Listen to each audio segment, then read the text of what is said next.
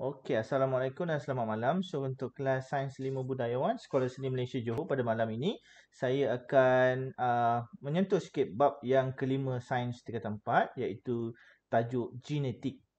So, malam ni saya akan fokuskan sikitlah kepada soalan-soalan intervensi, terutamanya kertas 2 pada bahagian E. Sebab soalan ni agak popular juga keluar dalam kertas soalan SPM untuk bahagian A lah. So, kita akan tengok dulu contoh contoh nota dulu. Kita kena faham dia punya konsep dulu. Okey, so ini adalah gambar raja mekanisme pewarisan.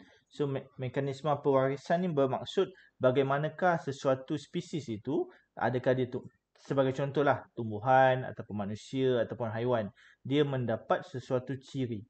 Ciri itu didapat daripada ibu bapa dia, jantan dan juga betina. Jantan daripada bapa, betina tu adalah ibu dia. Macam itulah. So dia kedua-dua pasangan ibu dan bapa ni menyumbang kepada uh, anak dia punya ciri tu tadi. So kita akan tengok Okey, saya mulakan dengan dengan nota yang ini, iaitu dalam nota yang ini dia mengambil contoh pokok kacang pi. Pokok kacang pi yang dikacupkan dengan pokok kacang pi juga, tetapi berlainan dia punya ketinggian. Jadi kat sini ciri yang dia nak kaji adalah ketinggian. Bagi ciri ketinggian, terdapat dua trait yang digunakan. Yang pertama adalah tinggi, yang kedua of course adalah rendah. Setiap ciri tu biasanya dia ada pelbagai trait lah. Pelbagai trait Sebagai contoh, awak punya cap jari awak, dia mempunyai pelbagai trait juga. Tetapi dalam sesuatu gene tu, dia akan ada dua allele. Sebagai contoh, tengok yang ini Dalam pokok ni, untuk yang ciri tinggi bagi jantan, yang pertama ni mungkin jantan, pokok kacang pi tinggi berbaka tulen. Maksudnya, pasangan allele dia adalah T besar, T besar. T besar bermaksud dia dominan. Kalau awak ingat balik T besar adalah dominan. T besar yang lagi satu ni pun dominan. Bermaksud dia ni memang tulen, tinggi setinggi-tingginya. Tak ada baka, tak ada allele rendah sekalipun. Tetapi yang menjadi pasangan dia adalah pokok kacang pi kedil yang berbaka tulen. Maksudnya dia memang kedil yang sekedil-kedilnya. Dia tak ada langsung allele ketinggian, tinggi. Tak ada. Maksudnya dia memang tulen lah. Kalau jantan, tulen tinggi. Kalau betina ni, tulen yang kedil. Itu contoh dia. So apabila dia berlakunya meiosis ni tadi, setiap allele ni dia akan terpisah dan duduk di dalam gamet yang berasingan. Jadi awak tengok dekat sini, dia duduk dalam gamet yang berasingan. T besar yang pertama duduk dalam gamet yang pertama. T besar yang kedua duduk dalam gamet yang kedua. Begitu juga dengan allele bagi pasangan dia. T kecil duduk kat dalam gamet dia, T kecil yang lagi satu duduk di dalam gamet yang keempat. Macam tu. Lepas tu berlakulah proses persenyawaan. Dan dalam proses persenyawaan, dia ada satu hukum yang kita kena ikut. Dipanggil hukum Mendel lah.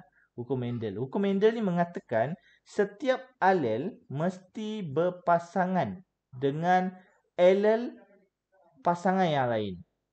Faham tak kat situ?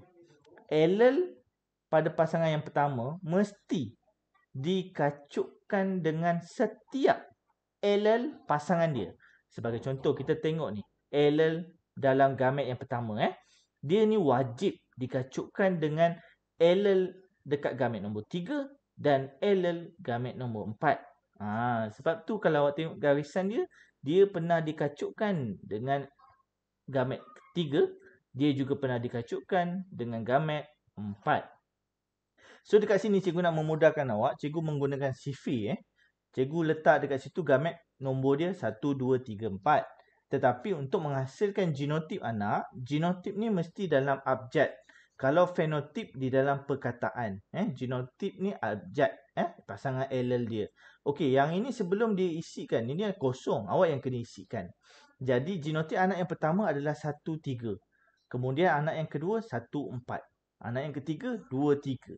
Anak yang keempat 2, 4. So dekat sini sifir dia adalah 1, 3, 2, 3. Minta maaf, 1, 3, 1, 4. 2, 3, 2, 4. Macam tu lah kita nak buat dia. So anak dia nampak tak apa yang terjadi pada kebarangkalian 4 anak dia ni. Ini bukan bermaksud dia dapat 4 anak bukan. Ini sebenarnya adalah ada 4 kebarangkalian anak dia. 4 kebarangkalian pasangan allele bagi anak dia. So anak yang pertama, anak yang kedua, anak yang ketiga, anak yang keempat, semuanya pasangan allele dia mempunyai allele yang sama. T besar dan T kecil. Adakah T besar dan T kecil ni adalah baka yang tulen lagi? Tidak. So anak dia ni, generasi yang pertama, sudah mempunyai baka yang tidak tulen. Sebab dia tinggi, ya betul. Anak dia semua tinggi. Tetapi tinggi dia dah tak tulen. Sebab ada T besar dan ada membawa jin yang resesif. Iaitu T kecil. Okey, kita tengok pada gambar raja mekanisme pewarisan yang kedua. Dalam gambar raja mekanisme pewarisan yang kedua, dia kacukkan generasi yang pertama tadi. Anak dia. Dengan anak dia lagi. Maksudnya dia kahwin dengan anak dia tu kahwin dengan anak dia. Macam itulah contoh dia.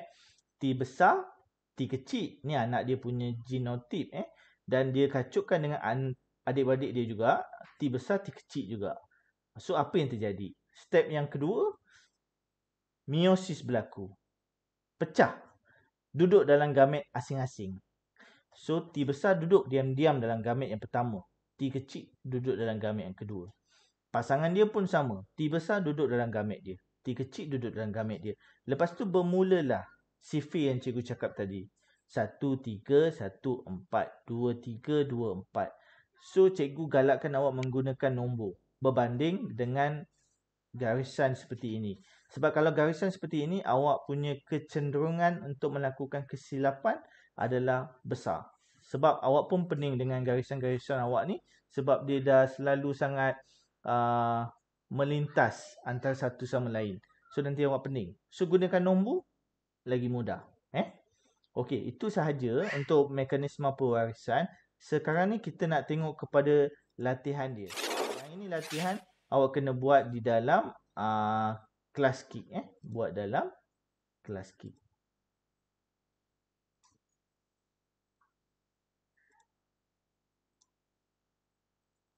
Okey, jom kita tengok soalan yang pertama. Ini soalan intervensi cikgu lah. Untuk awak lebih membuat ulang kaji untuk tingkatan 4. Ini adalah gambar raja keluarga Adam. Ini ada keluarga bapa dia. Ini keluarga ibu dia. Ini adalah pakcik dia, bapa dia, ibu dia, makcik dia, pakcik dia. Banyak sangat keluarga Adam ni. So kalau awak tengok ada berapa... sekejap Cikgu tutup yang ni dulu sebab ada kesilapan sikit. Cikgu buka.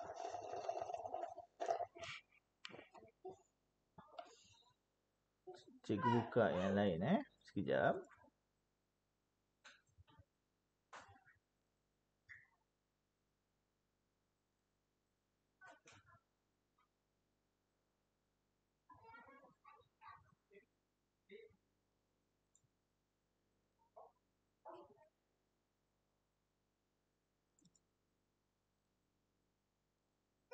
Okey, so ini latihan dia.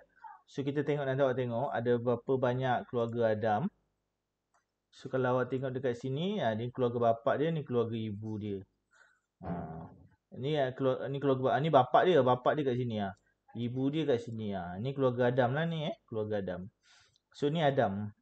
Ni Adam. So ada berapa orang dalam keluarga Adam? 1 2 3 4 5 6 7 8 9 10 11 12 13 14 15 16. So ada 16 orang dalam keluarga Adam. Cikgu conteng tu supaya awak tahulah. Okey, soalan dia, lengkapkan jadual 1. Dalam keluarga Adam ni ada berapa banyak lelaki yang berambut lurus? Jom kita tengok. Rambut lurus lelaki mesti 4 segi dan warna kelabu. 4 segi warna kelabu. Ada berapa 4 segi warna kelabu? Cikgu letak warna hijau. 1. Lagi 2. So ada 2 je kan? Cikgu letaklah 2. So awak lengkapkan. Boleh. So awak lengkapkan. Okey, lepas tu yang ini dia minta awak lukiskan catabah. Catabah bermaksud bangunan lah. Bangunan macam ni untuk menunjukkan bilangan lelaki dan perempuan yang mempunyai rambut lurus dan rambut kerinting. So dekat sini dalam paksi Y masih tak ada nombor. So awak letaklah nombor dekat paksi Y. Okey, dekat lelaki dia ada 2 bangunan lah. Contohnya color hijau tak sesuai. Cuba letak color merah. Contohnya warna merah kat sini. So kalau kelabu, so awak hitamkanlah dengan kelabu. Gunakan klaskik tu. Klaskik dia boleh buat bangunan ni. Boleh buat rectangular.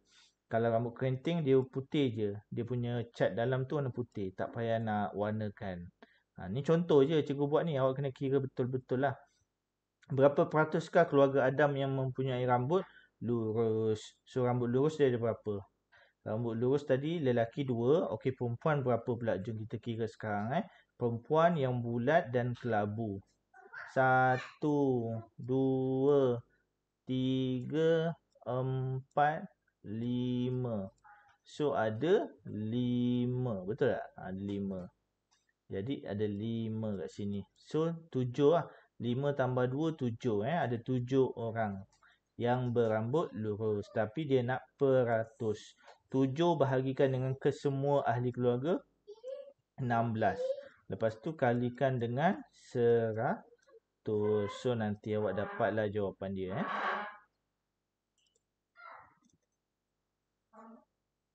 Okey.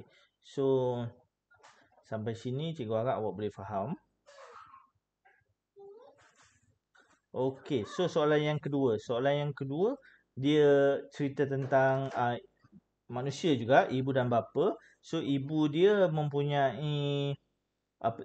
Ini tentang ciri apa kalau awak tengok soalan nombor 2 tentang ciri jenis cuping telinga. So trait yang digunakan bagi jenis cuping telinga ni adalah trait yang pertama melekat. Trait yang kedua bebas. Itu trait dia. Ciri dia adalah jenis cuping telinga. Trait dia adalah melekat ataupun bebas. Okey, sekarang ni kalau dia melekat, genotip dia ini. Kalau dia bebas, genotip dia ini. Lepas tu dia dapat anak PQRS. So dia tak bagi tahu genotip bagi setiap anak, dia tak bagi tahu. So awaklah yang kena buat. Jom kita buat sama-sama. Step yang pertama, pisahkan dia. Jadi T kecil, T kecil. Pisahkan pasangan dia pula. Pisahkan pasangan dia pula. Kepada T besar. Oh silap. T besar dan T kecil. Lepas tu setiap allele yang telah dipisahkan kena duduk dalam gamet yang berasingan. Duduk dalam rumah yang berasingan. Selepas ini apa yang berlaku? Selepas ini yang berlaku adalah proses apa? Siapa ingat? Proses persenyawaan. Tetapi nak buat persenyawaan tu, cikgu dah ajar, mesti letak nombor 1, 2, 3, 4. Anak yang pertama, anak yang kedua, anak yang ketiga, anak yang keempat. Anak yang pertama adalah 1 gabung 3. Anak yang kedua adalah 1 gabung 4. Anak yang ketiga 2 gabung 3. Anak yang keempat 2 gabung 4. Ni cikgu dah ajar tadi. 1 gabung 3, T kecil, T besar. Tapi nak tulis dia, T besar mesti kat depan, T kecil kat belakang. Tak boleh T besar ada kat belakang, tak boleh. Salah. Okey, 1 dan 4, T kecil, T kecil. 2, 3, T besar, T kecil. 2 dan 4, T kecil, T kecil. So inilah gambar rajah pewarisan yang telah kita buat dan lengkap. Okey, soalan yang pertama. Apakah jenis variasi pada rajah di atas? So variasi ada berapa banyak jenis Variasi dia ada berapa banyak jenis? Cikgu tulis dekat sini. Variasi ada berapa banyak jenis? Ada 2 Yang pertama adalah variasi selanjar. Yang kedua adalah variasi tak selanjar.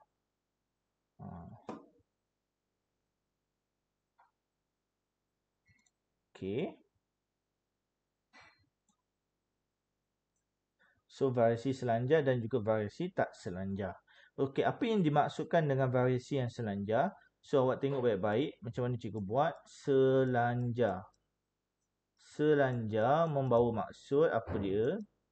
Selanjar dia juga adalah variasi yang bersifat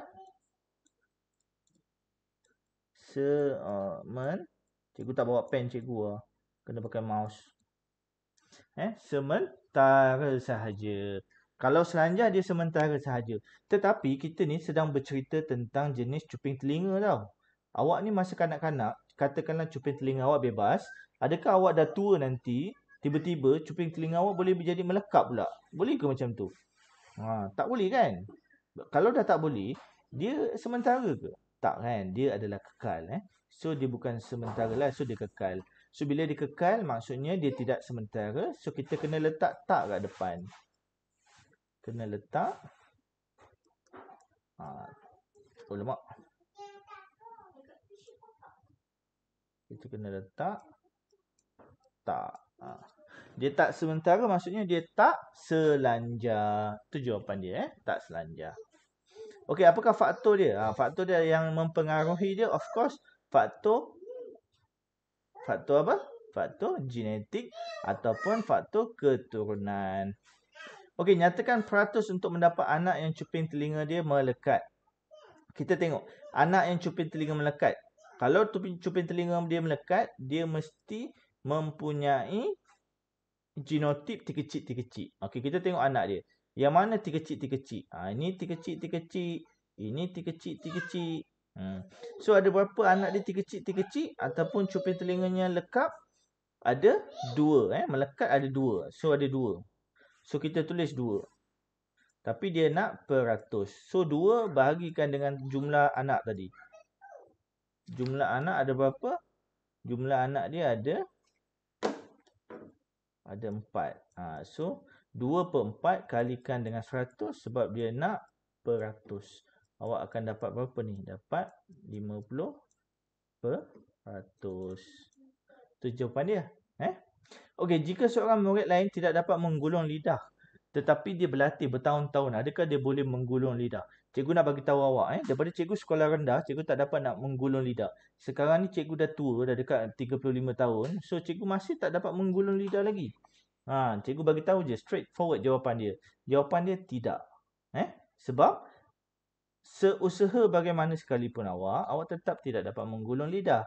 Sebab ini adalah variasi yang tidak selanjar dan dia bersifat kekal. Itu jawapan dia. Tidak 1 markah kerana variasi ini bersifat kekal. Itu markah yang kedua. So, dapat 2 markah kat situ.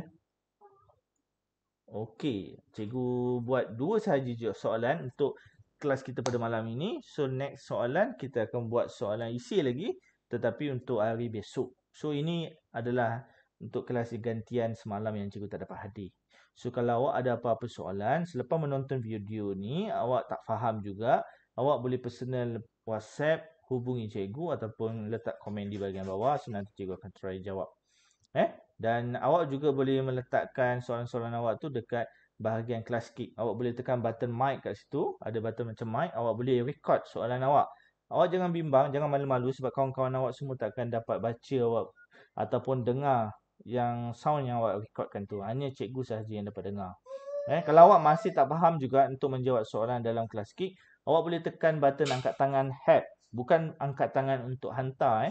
Dia ada 2 button angkat tangan tu. Angkat tangan yang berwarna hijau bermaksud angkat tangan supaya awak minta cikgu cek jawapan awak. Tetapi dia ada satu angkat tangan yang button warna kuning. Button warna kuning tu bermaksud awak angkat tangan supaya awak minta tolong dengan kawan-kawan awak. Bukan minta tolong dengan cikgu, minta tolong dengan kawan-kawan. So, terpulang kepada awak nak minta tolong kawan-kawan ke, nak minta tolong cikgu pun tak ada masalah. Okey, nanti awak cuba jawab untuk kelas kita tu. So, kelas kita pada malam ini sahaja. Awak dikendaki untuk menonton video ini dan kemudian melengkapkan jawapan dalam kelas kita. Itu sahaja. Sekian, wabillahi taufiq wa hidayah. Assalamualaikum. Terima kasih banyak.